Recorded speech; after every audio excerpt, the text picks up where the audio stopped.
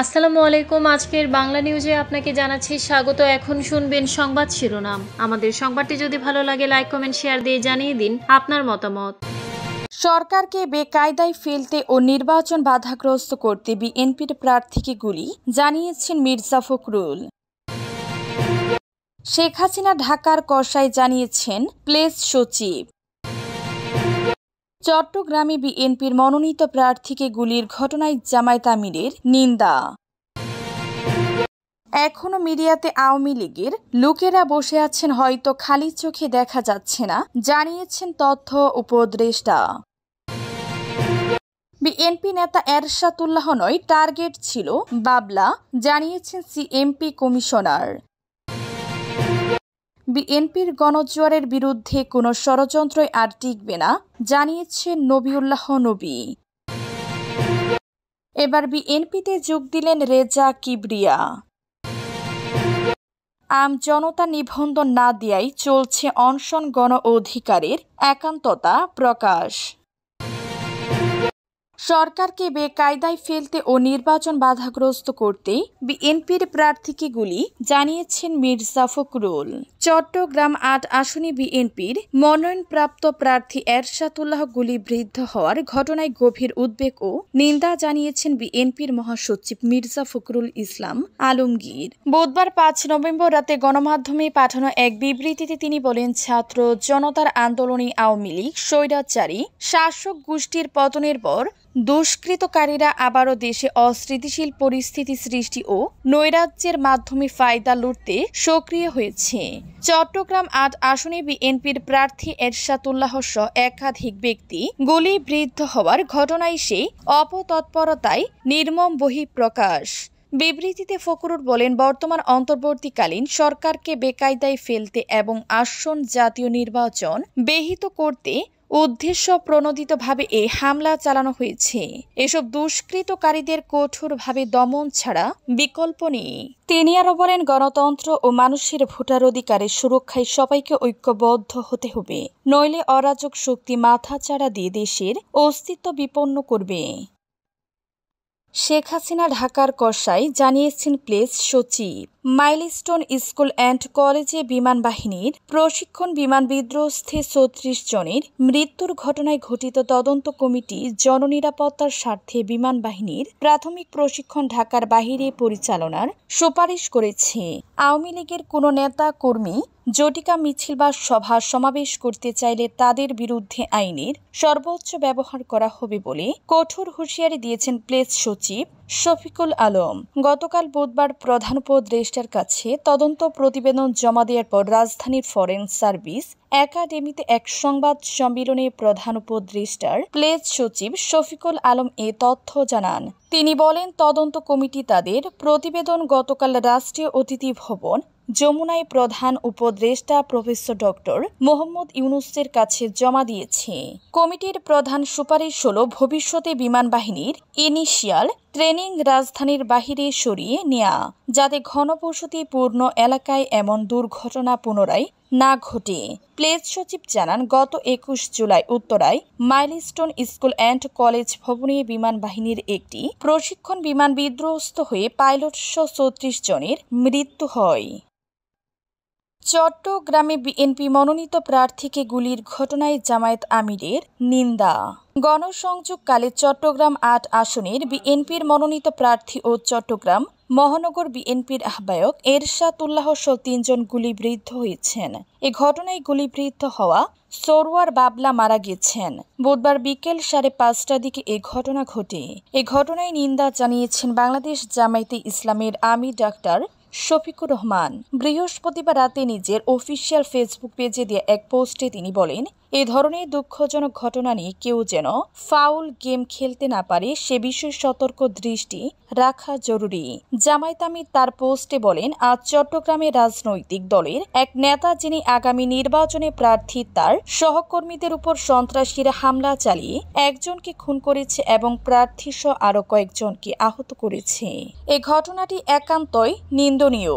ঘটনার সুষ্ঠু তদন্ত করে প্রকৃত দোষীদের আইনের আওতায় এনে শাস্তি প্রদান একান্ত প্রয়োজন। তিনি বলেন, অতীতের মতো এ ধরনের দুঃখজনক ঘটনা নিয়ে কেউ যেন ফাউল গেম খেলতে না পারে সে বিষয়ে সতর্ক দৃষ্টি রাখা জরুরি। এখনও মিডিয়াতে আওয়ামী লীগের লোকেরা বসে আছেন, হয়তো খালি চোখে দেখা যাচ্ছে না, জানিয়েছেন তথ্য উপদেষ্টা। তথ্য ও সম্প্রচার উপদেষ্টা মোহাম্মদ ফাউজুল আলম বলেছেন, এখনও মিডিয়াতে আওয়ামী লীগের লোকেরা বসে আছেন, তাদের হয়তো খালি চোখে দেখা যাচ্ছে না। মিডিয়াতে দ্বিতীয় বা তৃতীয় লেয়ারের সবাই মোটামুটি আওয়ামী লীগের অনুসারী। তারা বিভিন্নভাবে দেশকে অস্থিতিশীল করার চেষ্টা করছে। জুলাই যোদ্ধা ও গণ অভ্যুত্থানে অংশগ্রহণকারীরা মিডিয়া ইকোসিস্টেমে যুক্ত হলে মিডিয়ার গুণগত পরিবর্তন আসবে। গতকাল বুধবার জাতীয় গণমাধ্যম ইনস্টিটিউটে জুলাই যোদ্ধাদের জন্য অনুসন্ধানী সাংবাদিকরা প্রশিক্ষণের সমাপন ও সনদপত্র বিতরণ অনুষ্ঠানে তিনি এ কথা বলেন। জুলাই গণ অভ্যুত্থানে অংশগ্রহণকারীদের মিডিয়া ইকোসিস্টেমে আসার আহ্বান জানিয়ে তথ্য ও সম্প্রচার উপদেষ্টা বলেন, দেশের স্বার্থে জুলাই যোদ্ধাদের মিডিয়া ইকোসিস্টেমে আসা প্রয়োজন। মিডিয়া ইকোসিস্টেমে ইতিবাচক পরিবর্তনের জন্য জুলাই যোদ্ধাদের চ্যালেঞ্জ গ্রহণ করতে হবে। মাহফুজ আলম বলেন, এখন মিডিয়াতে আওয়ামী লীগের লোকেরা বসে আছেন, তাদের হয়তো খালি চোখে দেখা যাচ্ছে না। মিডিয়াতে দ্বিতীয় বা তৃতীয় লেয়ারের সবাই মোটামুটি আওয়ামী লীগের অনুসারী। তারা বিভিন্নভাবে দেশকে অস্থিতিশীল করার চেষ্টা করছে। জুলাই যোদ্ধাদের জন্য তথ্য ও সম্প্রচার মন্ত্রণালয়ের উদ্যোগ তুলে ধরে তিনি বলেন, মন্ত্রণালয়ের তত্ত্বাবধানে প্রেস ইনস্টিটিউট, বাংলাদেশ এআইভি, জাতীয় গণমাধ্যম ইনস্টিটিউট এবং চলচ্চিত্র ও টেলিভিশন ইনস্টিটিউট বিসিটিআই জুলাই যোদ্ধা ও গণ অভ্যুত্থানে শহীদ পরিবারের সদস্যদের প্রশিক্ষণ প্রদান করছে। বিএনপি নেতা এরশাদুল্লাহ নয়, টার্গেট ছিল বাবলা। চট্টগ্রাম মহানগর police CMP commissioner Hasib Aziz বলেছেন, বিএনপি নেতা এরশাদুল্লাহ ঘটনার টার্গেটে ছিলেন না, টার্গেটে ছিল নিহত সরোয়ার বাবলা। স্টেট বুলেট বাবলার গায়ে লেগেছে। যেখানে ঘটনা ঘটেছে সেটি বাবলার এলাকা ছিল। যারা করেছে তারা বাবলার প্রতিপক্ষ। নির্বাচনের আগে এরকম একটা ঘটনা, শুরুতেই দুর্ঘটনা। এটা অবশ্যই আমাদের শুরুটা ভালো হলো না, এটা নিঃসন্দেহে বলা যায়। বুধবার ৫ নভেম্বর রাতে চট্টগ্রাম এভারকেয়ার হাসপাতাল গেটে এক সংবাদ সম্মেলনে এসব কথা বলেন বিএনপির কমিশনার। এর আগে বিকেলে নগরীর হামচারবাগ এলাকায় চট্টগ্রাম ৮ আসনে বিএনপির মনোনীত প্রার্থী ও নগর বিএনপির আহ্বায়ক এরশাদুল্লাহর সাথে প্রচারণায় অংশ নেন সরোয়ার। এতে এরশাদুল্লাহ, সরোয়ার ও শান্ত সহ ৫ জন গুলিতে আহত হন। তাদের মধ্যে সরোয়ারের মৃত্যু হয়। এমপি কমিশনার বলেন, এরশাদুল্লাহ গণসংযোগ করবেন, এই স্থানে যাবেন, সে ব্যাপারে পুলিশকেও জানানো হয়নি। এই সন্ত্রাসীদের আমরা অবশ্যই আইনের আওতায় আনব। নির্বাচনকে ব্যাহত করতে এটা করা হয়েছে, সেটা এখন বলা ঠিক হবে না। এর ফলে নির্বাচনে কোনো ধরনের প্রভাব ফেলবে বলে আমার বিশ্বাস হয় না। বিএনপির গণজোয়ারের বিকল্প কোনো ষড়যন্ত্রই আর টিকবে না, জানিয়েছেন নবিউল্লাহ নবী। ঢাকা ৫ আসনে বিএনপি মনোনীত প্রার্থী ও মহানগর দক্ষিণ বিএনপির সাবেক সিনিয়র যুগ্ম আহ্বায়ক নবিউল্লাহ নবী বলেছেন, জনগণের প্রত্যাশা পূরণে আমরা বদ্ধপরিকর। বিএনপির গণজোয়ারের বিরুদ্ধে কোনো ষড়যন্ত্রই আর টিকবে না। গণতন্ত্রের বিপক্ষে দাঁড়িয়ে নির্বাচনকে বাধাগ্রস্ত করলে জনগণ তা রুখে দিবে। বুধবার ঢাকা মহানগর বিএনপির সাবেক সভাপতি, অবিভক্ত ঢাকার সর্বশেষ মেয়র ও সাবেক মন্ত্রী সাদেক হোসেন খোকার ষষ্ঠ মৃত্যুবার্ষিকী উপলক্ষে এক স্মরণ সভা ও দোয়া মাহফিলে অংশ নিয়ে তিনি এ কথা বলেন। নবিউল্লাহ নবী বলেন, সাদেক হোসেন খোকা অবিভক্ত ঢাকার প্রাণপ্রিয় অভিভাবক হিসেবে মানুষের হৃদয়ে জায়গা করে আছেন। তিনি জনকল্যাণে বহু কাজ করে গেছেন, তার অবদান ঢাকাবাসী কখনো ভুলবে না। তিনি ছিলেন কর্মী অন্তঃপ্রাণ, সুখে দুঃখে নেতাকর্মীদের পাশে দাঁড়াতেন তিনি। গণতন্ত্রের সব আন্দোলনেই ছিলেন প্রথম সারিতে। তিনি বলেন, ১৭ বছর রাজপথে নির্যাতিত, ত্যাগী ও সংগ্রামী কর্মীদের চোখে আজ আশার আলো জ্বলেছে। প্রাণের নেতা তারেক রহমান আমাদের হাতে ধানের শীষের প্রতীক তুলে দিয়ে তৃণমূল নেতাকর্মীদের দীর্ঘদিনের ত্যাগ ও সংগ্রামের স্বপ্নকে মূল্যায়ন করেছেন। এবার বিএনপিতে যোগ দিলেন রেজা কিবরিয়া। আওয়ামী লীগ আমলে অর্থমন্ত্রীর দায়িত্ব পালন করা প্রয়াত অর্থমন্ত্রীর সাবেক অর্থমন্ত্রী শাহ এস এম কিবরিয়া পুত্র রেজা কিবরিয়া আবারও দল পাল্টালেন। গণফোরাম গণ অধিকার পরিষদ হয়ে এবার বিএনপিতে যোগ দিয়েছেন। একাদশ সংসদ নির্বাচনে তিনি হবিগঞ্জ ১ আসন থেকে ধানের শীষে নির্বাচন করতে পারেন বলে জানা গেছে। তবে আনুষ্ঠানিকভাবে শীঘ্রই বিএনপিতে যোগ দিবেন বলে নিজে জানিয়েছেন রেজা কিবরিয়া। এদিকে রেজা কিবরিয়া যে আসন থেকে নির্বাচিত করেন সে আসন এখন পর্যন্ত ফাঁকা রেখেছে বিএনপি। সোমবার ঘোষিত ২৩৭টি আসনে প্রার্থী ঘোষণা করলেও এই আসন সহ ৬৩ আসন ফাঁকা রেখেছে। বুধবার ৫ নভেম্বর গণমাধ্যমকে রেজা কিবরিয়া বলেন, ইতিমধ্যে আমি বিএনপিতে যোগদান করেছি, প্রাথমিক সদস্য ফরম পূরণ করেছি, কয়েকদিনের মধ্যে আনুষ্ঠানিকভাবে যোগদান করব। অবশ্যই আমি ধানের শীষে নির্বাচন করব আমার এলাকায়।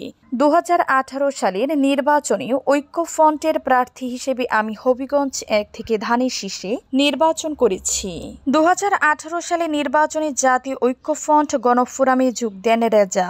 সেই ঐক্যফ্রন্টে ব্যানার থেকে ধানের শীষ প্রতীক নিয়ে নির্বাচন করেন। তবে তিনি পরাজিত হন। পরে সাবেক ডাকসু ডিপি নূরের নেতৃত্বে গণ অধিকার পরিষদে যোগ দিয়ে আহ্বায়ক হন তিনি। আমজনতা নিবন্ধন না দেয়ায় চলছে অনশন, গণ অধিকারের একান্ততা প্রকাশ।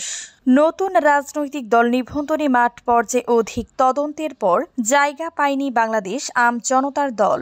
নির্বাচন কমিশনের সিনিয়র সচিব আক্তার আহমেদ ৩টি দল নিবন্ধনের চূড়ান্ত কথা জানানোর পর নির্বাচন কমিশন ভবনের সামনে আমরণ অনশনে বসে দলটির সদস্য সচিব তারেক রহমান।